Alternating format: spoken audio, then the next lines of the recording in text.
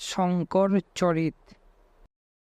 লেখক শ্রী ইন্দ্রদয়াল ভট্টাচার্য। অধ্যায় হস্তামলক। শ্রীবেলী নামক স্থানে বহু নিষ্ঠাবান ব্রাহ্মণ বাস করিতেন। তাহারা সতত যাগযজ্ঞ ও বেদাদি শাস্ত্রপাঠে রত থাকিতেন। তথায় প্রভাকর নামে জনৈক ধর্মপরায়ণ ব্রাহ্মণ ছিলেন। তাহার ধন ধান্যের অভাব ছিল না, কিন্তু একমাত্র পুত্র মুখ ও বধির বলিয়া তিনি বড় মনকষ্টে দিনপাত করিতেন। ছেলেটির বয়স 13 বৎসর। সে দেখিতে খুব সুশ্রী। তাহার মুখমণ্ডল জ্যোতির্ময়, কিন্তু তাহার জ্ঞান বুদ্ধির কোনো পরিচয় পাওয়া যায় না। ক্ষুধা তৃষ্ণা, ঘৃণা লজ্জা, দ্বেষ হিংসা, এমনকি শীত গ্রীষ্ম বোধ তাহার আছে কি না বুঝা যাইত না। খাইতে দিলে কখনো খায়, কখনো খায় না। সমবয়স্ক ছেলেরা কত অত্যাচার করে, তাহাতে সে কোনো সাড়া দেয় না। মুখ সর্বদা প্রসন্ন, দেখিয়া হাবা বলিয়া মনে হয় না। ব্রাহ্মণ ভাবিলেন, হয়তো কোনো উপদেবতার ভর ইহার উপর আছে। তিনি সেই জন্য কত তন্ত্রমন্ত্র, যাগযজ্ঞ, ঝাড় ফুঁক করিলেন, কিছুতেই ছেলের স্বভাবের 19-20 হইল না। শঙ্কর ধর্ম প্রচারের জন্য সেখানে গেলে প্রভাকর তাহার পুত্রকে লইয়া শঙ্করের নিকট উপস্থিত হইলেন। তিনি পুত্রকে শঙ্করের চরণে প্রণাম করাইলেন। বালক ভূমিতে পড়িয়া রহিল দেখিয়া শঙ্কর স্বয়ং হস্ত প্রসারিত করিয়া তাহাকে তুলিলেন। ব্রাহ্মণ পুত্রের অবস্থা তাহাকে জানাইয়া সুস্থ করিয়া দিবার জন্য মিনতি করিতে লাগিলেন। শঙ্কর বালককে জিজ্ঞাসা করিলেন, বালক, তুমি কে এবং কেনই বা এরূপ অবস্থায় আছো? আশ্চর্যের বিষয়, বালক মধুর কণ্ঠে সংস্কৃত শ্লোকে অতি জ্ঞানপূর্ণ ভাষায় এমনভাবে আত্মপরিচয় দিল যে সকলেই তাহাকে ব্রহ্মজ্ঞানী বলিয়া বুঝিতে পারিলেন। শঙ্কর ব্রাহ্মণকে বলিলেন, এই ছেলেটি পূর্ব সংস্কার গুণে পণ্ডিত ও ব্রহ্মজ্ঞানী। তাহা না হইলে যে কখনো অধ্যয়ন করে নাই, সে আজ এমনভাবে এইসব অপূর্ব শ্লোক আবৃত্তি করিল কি রূপে? ইহার সংসারে আসক্তি নাই, দেহে আপন বোধ নাই। ইহাকে লইয়া তুমি কি করিবে? ছেলেটি আমাকে দাও। ব্রাহ্মণ ভাবিলেন, কথাটা ঠিক। ছেলেটি আমার নিকট থাকিয়া সুখী হইতেছে না, আমিও তাহাকে লইয়া সুখী নই। এই মহাত্মার নিকট থাকিলে ছেলে ভালোই থাকিবে। এই ভাবিয়া তিনি ছেলেটি শঙ্করকে প্রদান করিলেন। হস্তস্থিত আমলকি ফলের ন্যায় ব্রহ্মজ্ঞান ইহার সম্পূর্ণ প্রত্যক্ষ হইয়াছে বলিয়া ইহাকে শঙ্কর হস্তামলক নামে অভিহিত করিলেন। একদিন নানা প্রসঙ্গ উপলক্ষে আচার্যদেব হস্তামলকের পূর্ব বিবরণ শিষ্যদের নিকট এই রূপ বলিয়াছিলেন।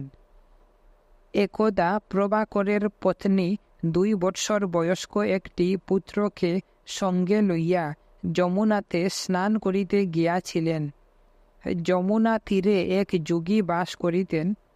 ব্রাহ্মণী তাহার শিশুপুত্রকে সেই সাধুর নিকটে বসাইয়া নদীতে স্নানার্থ গমন করেন। কিয়ৎক্ষণ পরে যোগী একটু অন্যমনস্ক হইলেন, আর বালকটি খেলা করিতে করিতে জলে পড়িয়া গেল। তৎক্ষণাৎ তাহাকে জল হইতে তোলা হইল, কিন্তু শিশু আর বাঁচিল না। ব্রাহ্মণী বড়ই আর্তনাদ করিতে লাগিলেন। যোগীর হৃদয় করুণায় গলিয়া গেল। তাহারই অসাবধানতায় ব্রাহ্মণী পুত্রহীনা হইলেন। তিনি যুগ বলে নিজ দেহ পরিত্যাগ করিয়া সেই 2 বৎসরের শিশুর দেহে প্রবেশ করিলেন। ব্রাহ্মণী পুত্র লইয়া গৃহে ফিরিলেন, কিন্তু এই ঘটনা কাহারও নিকট প্রকাশ করিলেন না। যোগীও যাহাতে সংসার বন্ধনে না পড়েন, সেই জন্য বহির্জগৎ সম্বন্ধে ঔদাসীন্য অবলম্বন করিয়া রহিলেন। অধ্যায় শৃঙ্গেরি মঠ। মহীশূর রাজ্যে তুঙ্গভদ্রা তীরে শৃঙ্গেরি নামে একটি পবিত্র স্থান আছে। সেখানে অতি প্রাচীনকালে ঋষ্যশৃঙ্গ নামক মুনির আশ্রম ছিল। এই স্থান সাধনের খুব অনুকূল জানিয়া শঙ্কর তথায় এক মঠ স্থাপন করিলেন। শঙ্করের প্রার্থনায় দেবী সরস্বতী বহু জনহিতায় বহু জনসুখায় চিরকাল সেই মঠে অধিষ্ঠিতা থাকিতে স্বীকৃতা হইলেন। তখন আচার্য দেবের শিষ্য সংখ্যা অনেক। শাস্ত্রপাঠ ও সাধনার দ্বারা আদর্শ অনুযায়ী জীবন যাপন করিতে সমর্থ করিবার জন্য তাহাদিগকে লইয়া তিনি কিছুকাল সেই মঠে বাস করিতে লাগিলেন। টুটকাচার্য। একদিন গিরি নামক একজন শান্তশিষ্ট ব্রাহ্মণ আসিয়া শঙ্করের শিষ্যত্ব গ্রহণ করিলেন। আসিয়াই তিনি গুরু সেবার সমুদয় ভার নিজ স্কন্ধে লইয়া গুরু বাত্রাদিগকে সাধন ভজন ও অধ্যয়নের অবসর দিলেন। গুরুর আবশ্যক দ্রব্য সংগ্রহ, তাহার আসন রচনা, স্নানের সময় বস্ত্রাদি বহন, পরিত্যক্ত বস্ত্র ধৌত ও শুষ্ককরণ প্রভৃতি কার্যে সর্বদা গিরি নিযুক্ত থাকিলেন। তাহার মুখে কথাটি ছিল না, ছায়ার ন্যায় গুরুর সঙ্গে সঙ্গে থাকিতেন, যেন গুরু সেবার জন্যই তাহার জীবন। কিন্তু শাস্ত্রপাঠে তাহার তেমন অনুরাগ দেখা যাইত না। শঙ্কর শিষ্যগণ তখন শাস্ত্রপাঠ ও সাধনায় মন প্রাণ নিয়োজিত করিয়াছেন। মঠে জ্ঞান চর্চা ও ধ্যান অভ্যাসের যেন এক প্রবল স্রোত বহিয়া যাইতেছে। কিন্তু গিরি এই সব বিষয়ে উদাসীন, তিনি গুরুর সেবা লইয়াই ব্যস্ত। তাই জ্ঞান অভিমানী গুরু ভাতৃগণ তাহাকে একটু অবজ্ঞার চক্ষেই দেখিতেন। গিরি মূর্খ, ও আর কি করিবে? শরীর খাটাইয়া গুরুর যৎ সামান্য সেবা করা ব্যতীত তাহার আর কি করণীয় আছে? এইরূপ ছিল তাহাদের মনের ভাব। একদিন শিষ্যগণ বেদান্ত পাঠের জন্য প্রস্তুত হইলে শঙ্কর বলিলেন, তোমরা একটু অপেক্ষা করো, গিরি কাপড় ধুইতে নদীতে গিয়াছে, সে আসিলে পাঠ আরম্ভ হইবে। কেহ কেহ ইহাতে বিরক্ত হইলেন, কেহ বা মুখ ফুটিয়াই গিরির সম্বন্ধে অবজ্ঞা প্রকাশ করিলেন। গুরু সেবা, গুরু ভক্তি জ্ঞান লাভের এক প্রধান উপায়। ইহারা বেদ বেদাঙ্গ পারদর্শী তপস্বী হইয়াও অহংকারে এমনই অন্ধ হইয়াছে যে গুরু সেবাকে অবজ্ঞা করিতেছেন। ইহা লক্ষ্য করিয়া আচার্য দুঃখিত হইলেন, কিন্তু কোনো কথা না বলিয়া স্থির হইয়া বসিয়া রহিলেন এবং মনে মনে গিরিকে ব্রহ্মবিদ্যা প্রদান করিলেন। গিরি নদী হইতে কাপড় ধুইয়া আসিতেছিলেন। তিনি সহসা অনুভব করিলেন যেন তাহার অনুভব শক্তির উপর হইতে এক আবরণ সরিয়া গেল, আর তিনি সমস্ত জগৎ চৈতন্যময় বোধ করিতে লাগিলেন। গুরু কৃপায় ক্ষণকালের মধ্যে তিনি সর্বশাস্ত্রের সার অবগত হইলেন, সকল সাধনার ফল লাভ করিলেন। তাহার বদন মণ্ডল ব্রহ্মতেজে বিভাময় হইয়া উঠিল। তিনি আচার্য সমীপে উপস্থিত হইয়া টুটকা ছন্দে বেদান্তের সারমর্ম প্রকাশক কতকগুলি শ্লোকে মুখে মুখে রচনা করিয়া আবৃত্তি করিতে লাগিলেন। গুরু ভাতৃগণ অবাক হইলেন, তাহাদের দর্প চূর্ণ হইল। তদবধি গুরু সেবাপরায়ণ গিরির নাম হইল টুটকাচার্য। অন্তরঙ্গ মিলন। এখন লীলার সহায় অন্তরঙ্গ শিষ্যগণ সকলেই আসিয়া জুটিয়াছে। পদ্মপাদ, সুরেশ্বর, হস্তামলক, টুটকাচার্য, সমিতপাণি, চিদবিলাস, জ্ঞানকণ্ড, বিষ্ণুগুপ্ত, শুদ্ধকীর্তি, ভানু মরিচি, কৃষ্ণদর্শন, বুদ্ধিবিরিঞ্চি, পাদসুদান্ত, আনন্দগিরি প্রভৃতি যোগী, জ্ঞানীভক্ত, পণ্ডিত, সুলেখক, বাগ্মী, গুরুগত প্রাণ শিষ্যগণ অগ্নিমন্ত্রে দীক্ষিত হইয়া গুরু কার্য সাধনের জন্য জীবনপণ করিয়াছিলেন। তাহারা সাধনা করিয়া ব্রহ্মানন্দ অনুভব করিলেন এবং সর্বশাস্ত্রে পারদর্শী হইয়া অদ্বৈত মতানুকূল বহু গ্রন্থ লিখিলেন। প্রতিজ্ঞা পালন। আচার্য দেব গৃহত্যাগকালে মায়ের নিকট 3টি প্রতিজ্ঞা করিয়াছিলেন। এখন সেই প্রতিশ্রুতি পালনের সময় উপস্থিত হইল। একদিন তিনি মুখে মাতৃদুগ্ধের স্বাদ পাইয়া বুঝিতে পারিলেন যে মাতা তাহাকে স্মরণ করিয়াছেন। শিষ্যদিগকে মঠে রাখিয়া তিনি যুগবলে শূন্যপথে মায়ের নিকট উপস্থিত হইয়া দেখিলেন মায়ের মৃত্যুকাল উপস্থিত। মাতা অনেক দিন পর পুত্রমুখ দর্শন করিয়া অত্যন্ত আনন্দিত হইলেন। শঙ্কর সাক্ষাৎ ভগবতী জ্ঞানে মায়ের সেবা করিতে লাগিলেন। মায়ের সকল দুঃখ দূর হইল।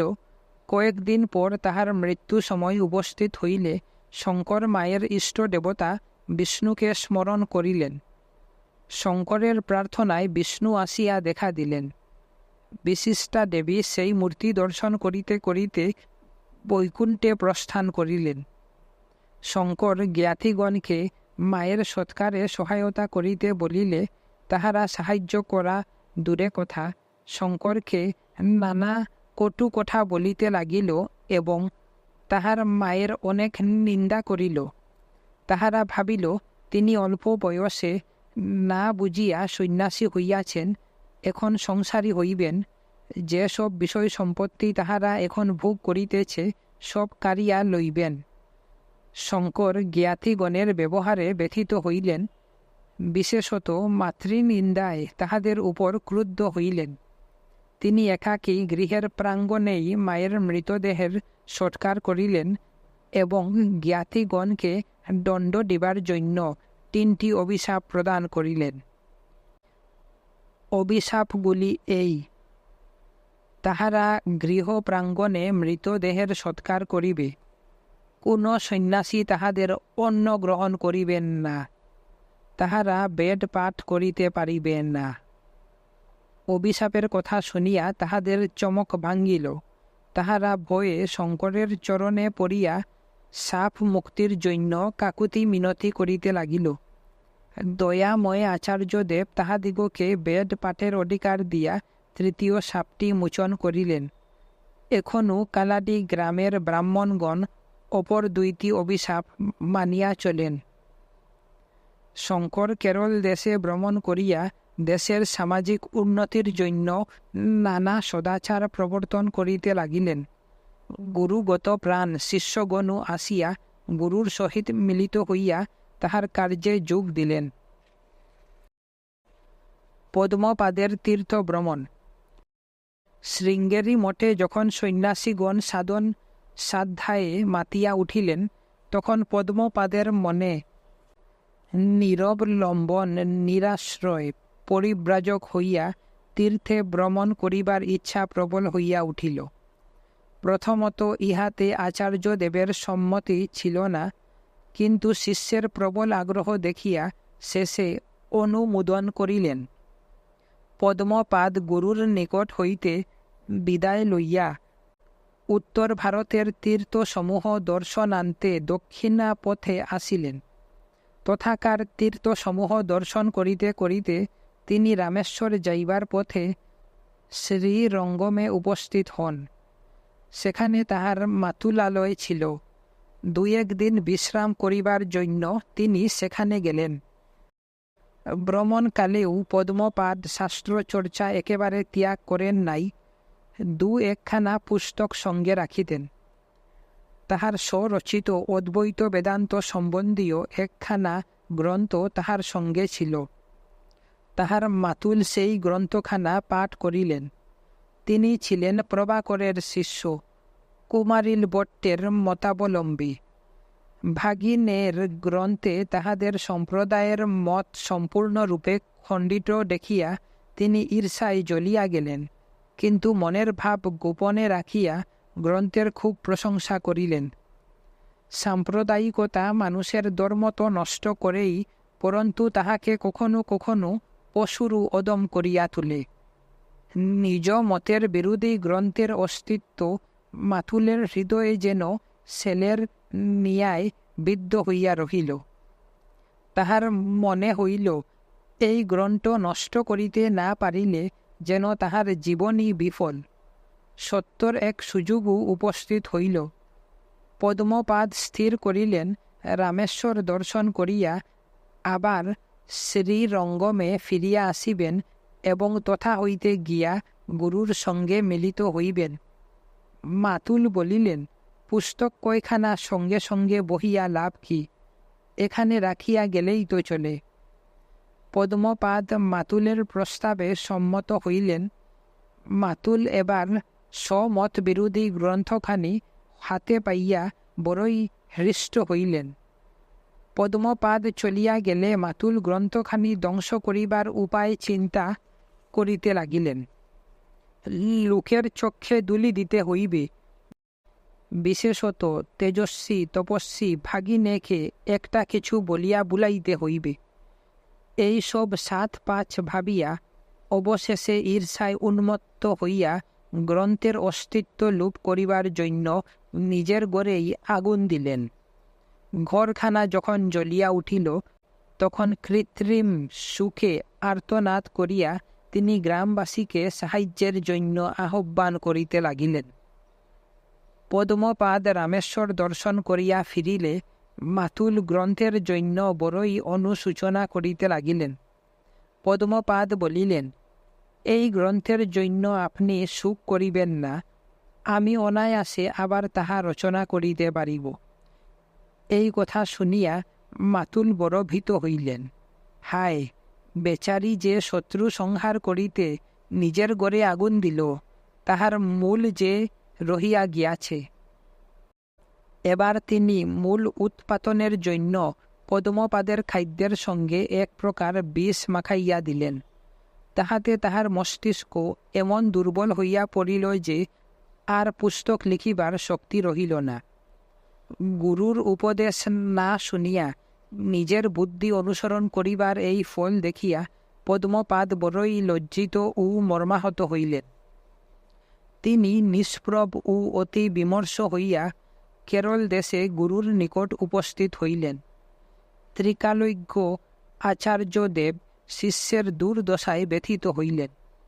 পদ্মপাদ তাহার গ্রন্থখানা গুরুদেবকে একবার পড়িয়া শুনাইয়াছিলেন। শ্রুতিধর আচার্যের তাহা কণ্ঠস্থ ছিল। পদ্মপাদ ইহা জানিতে পারিয়া আনন্দের সহিত গুরুর নিকট হইতে বইখানা লিখিয়া লইলেন। শঙ্করের অদ্ভুত স্মৃতিশক্তি সম্বন্ধে আরও একটি গল্প আছে। কেরল রাজ 3খানা নাটক লিখিয়াছিলেন। শঙ্কর সন্ন্যাসী হইবার পূর্বে রাজা গ্রন্থগুলি তাহাকে পড়িয়া শুনাইয়াছিলেন। রাজার সহিত অনেক দিন পর পুনরায় সাক্ষাৎ হইলে শঙ্কর সেই নাটকের বিষয় জিজ্ঞাসা করিয়া জানিলেন তাহা নষ্ট হইয়া গিয়াছে। শঙ্করের সবই কণ্ঠস্থ ছিল। তাহার নিকট হইতে রাজা নাটকগুলি লিখাইয়া লইয়াছিলেন বলিয়া প্রবাদ আছে। অধ্যায় অদ্বৈত সত্য।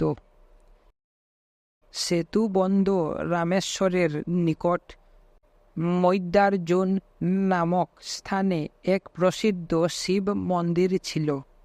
শঙ্কর স্বশিষ্য তথায় গিয়া মন্দিরের প্রাঙ্গণে আসন বিস্তার করিলেন এবং বেদান্তের সার অদ্বৈত মত ব্যাখ্যা করিতে লাগিলেন।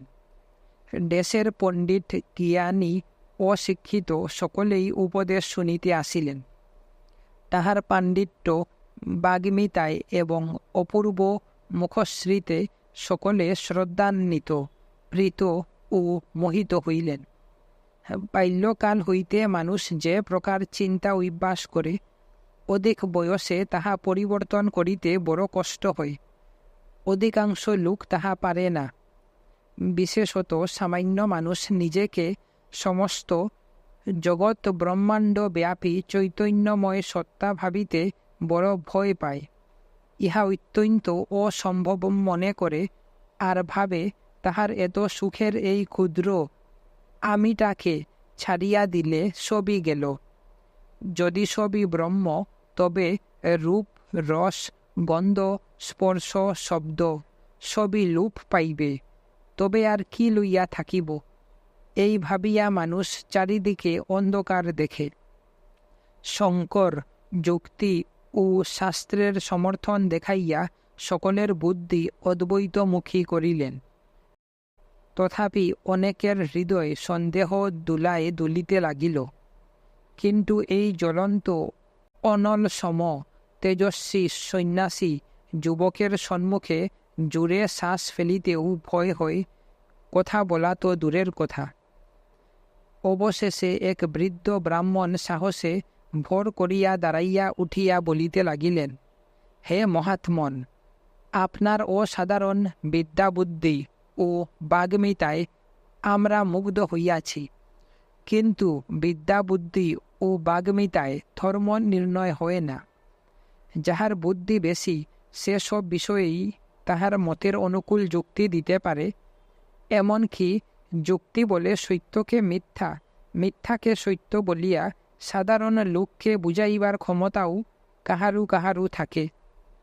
হয়তো আপনা হইতে অধিক বুদ্ধিমান কেহ আজ উপস্থিত থাকিলে সে আপনার মত খণ্ডন করিতে পারিত। তাই আপনার কথায় আমাদের হৃদয়ের সন্দেহ সম্পূর্ণ দূর হইতেছে না।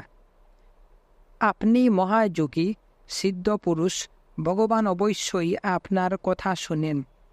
যদি এই মন্দির স্থিত ভবানীপতি আপনার প্রার্থনায় আমাদের সাক্ষাতে প্রকটিত হইয়া নিজ মুখে আপনার মতের সত্যতা স্বীকার করেন, তবে আমাদের সকল সন্দেহ দূর হয়। সবাস্ত সকলে ব্রাহ্মণের বুদ্ধিমত্তায় চমৎকৃত হইলেন, তাহার মত সমর্থন করিলেন এবং শঙ্কর কি উত্তর দেন শুনিবার জন্য উৎকর্ণ হইয়া তাহার মুখপানে চাহিয়া রহিলেন। শঙ্কর বলিলেন, আমি বিশ্বনাথের ইচ্ছায় এই কার্যে প্রবৃত্ত। আপনাদিগকে অদ্বৈত পথে পরিচালিত করা যদি তাহার অভিপ্রেত হয়, তবে তিনি অবশ্য আমার বাক্য সমর্থন করিবেন। এই বলিয়া তিনি মুখে মুখে সংস্কৃত শ্লোক রচনা করিয়া মধুর কণ্ঠে স্তোত্র পাঠ করিতে লাগিলেন। তাহার ভক্তিপূর্ণ কবিত্বময় ভাষার স্তুতি মন্দিরের মধ্যে প্রতিধ্বনি তুলিয়া স্থানটিতে এমন একটা গাম্ভীর্যের সঞ্চার করিল যে সকলের শরীর শিহরিয়া উঠিল। মন এক অজ্ঞাত ভাবোচ্ছ্বাসে পরিপূর্ণ হইয়া উঠিল। সকলের দৃষ্টি মন্দিরস্থিত মূর্তিতে নিবদ্ধ। তীব্র আগ্রহে মন একাগ্র। একটা অসম্ভব ঘটনা দেখিবার জন্য তাহারা উৎকণ্ঠিত হইয়া উঠিলেন। সহসা মন্দির উজ্জ্বল করিয়া শ্বেতবর্ণ, দ্বিভুজ, ত্রিশূলধারী, ব্যগ্র চর্ম পরিহিত, পিঙ্গল জটা যুক্ত ত্রিলোচন শিব আবির্ভূত হইলেন। চকিতে যেন স্বর্গরাজ্যের দুয়ার খুলিয়া গেল, যেন ক্ষণকালের জন্য সকলের জ্ঞান নয়ন বিকশিত হইয়া গেল। বিমল আনন্দে সকলের হৃদয় পূর্ণ হইল। সেই প্রেমময় মূর্তি ব্যতীত আর কিছু আছে কি নাই, এ কথা মনে উঠিল না। মহেশ্বর দক্ষিণ বাহু তুলিয়া মধুর গম্ভীর স্বরে অদ্বৈত সত্য, অদ্বৈত সত্য বলিয়াই অন্তর্হিত হইলেন। সকলে সমাধিস্থের ন্যায় স্তম্ভিত হইয়া রহিলেন। ক্ষণকাল পরে তাহারা আনন্দে জয়ধ্বনি করিয়া উঠিলেন। তখন জলস্রোতের ন্যায় জনস্রোত শঙ্করের চরণে পতিত হইল।